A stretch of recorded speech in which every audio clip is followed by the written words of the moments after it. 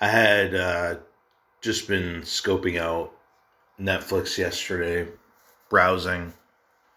This came up, watched the whole thing, pretty easy watch, but I thought it was pretty interesting. I had seen similar program on Amazon. It basically talks about the steps in authoritarian regimes, how they come to power, how they stay in power, the mechanisms they use. Simplistic, but at the same time, very interesting. Um, Kind of gets into it as deeply as you can in a couple hours, and it showcases different dictators. Obviously, they have differences, but a lot of similarities as well in their tactics. One commonality is to varying degrees, but they're all super paranoid about any potential threat to their rule. Um, Obviously, some made stupid decisions or let their guard down, which is why they were toppled, usually resulting from a mistake or a misjudgment. So it goes over those. One thing that stuck out to me, which is interesting, in comparison to, say, people that are trying to build power movements, whether that be the NJP, the National Justice Party, or um, somebody like Nick Fuentes. I mean, I don't know if these guys actually do want to become power figures, politicians, or whatever. The biggest difference I see between them, well, aside from competency, obviously, is these dictators, even with absolute power, were super paranoid.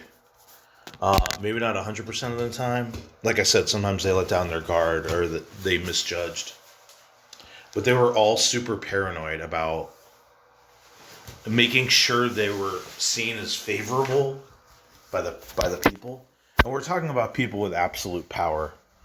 I guess there's no absolute power because none of us is God, but as absolute as a person can have. So somebody like Stalin could make anybody he wanted to disappear. A family speaks out against him, he could have them all tortured and killed at will. Anybody in the entire country. Yet at the same time, he was obsessed with maintaining a positive image. No, obviously, a lot of people didn't like Stalin, hated Stalin, wanted to see him gone. But these people had few mechanisms to perpetuate that. Your neighbors would spy on you, you get thrown into a gulag. So certainly there was fear, and people knew, well, maybe this guy isn't beloved. I can't speak out because I'll be killed. But there was no way to perpetuate that, right? So with no way to perpetuate it, no way to talk about it, most people would talk about, how much they love the leader, whether they believed it or not. So there was no way to spread those feelings. But my point is, these leaders were obsessed with being beloved by their people. I mean, just look at when Kim Il-sung died, or who was his son, who was the dad of the current fat ass leader in North Korea. It was Kim Il-sung and Kim Il-jong. When he died, all the people in the street, like, beating themselves with the tears.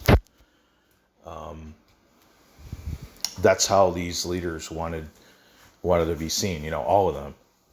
And they would go, we're talking about people with absolute power who would do things like Gaddafi would sleep in a tent to endear himself to his Bedouin roots, to his people, when he could obviously sleep in any lavish palace or hotel he could get his hands on. And why did they do this? Because they were paranoid and obsessed with keeping power, and they knew discontent had the potential to topple them, as it did with Gaddafi, as it did with Idi Amin. as it did with other leaders as well. The Ceausescu, whatever the hell his name was, in Romania. Now contrast this with somebody like, I don't know, Enoch, Stryker, Fuentes, who they're the opposite, right? They curry disfavor. They like getting under people's skin and being a provocateur, and they love being hated. And, come at me, bro. Like, I don't think these dictators ever, that I can think of, emulated this type of behavior. You know what I mean? They weren't like, oh, fuck you people, I'm in charge. Come at me, bro. Because this is just bad optics and stupid. Because, you know what? Any people can topple a dictator if they're dedicated enough to do so. I mean, they tried with Assad and they failed, but that was a very real threat to Assad, So this behavior that people that so-called want to gain power, like real political power, or be a real leader in a political movement, learn. I was saying they should study the Zionist movement, which was a dissident movement, which most Jews even looked down upon, thought was a ridiculous idea. But the tactics that they employed were ingenious, That's why I call it the most successful political movement of recent times, because it was such a long shot of an idea that they willed into reality by playing the game right. Not by, trying to trigger people and saying, come at me, bro, and, I don't know, insulting other religions and other people. They did exactly the opposite of that, which was curry favor. So Stalin invited journalists into his country, and, they would have the fake towns. What do they call them? I forget the word, but there's something village, like Potokin village. Basically, instead of showing all the starving Ukrainians, he would show these nice towns. The Third Reich did the same thing with like the show Jewish town, Theresienstadt ghetto. That was in where? Czech Republic, I believe, like near Prague.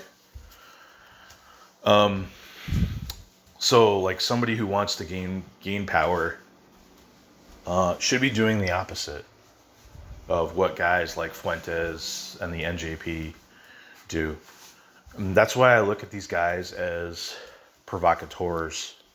Somebody like Fuentes, he's a provocateur, and whatever, there's a place for them too.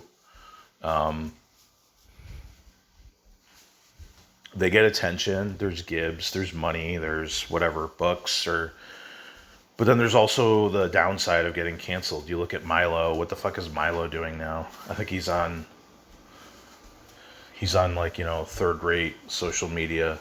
He's on Discord. He's on, I don't know, doing random shit.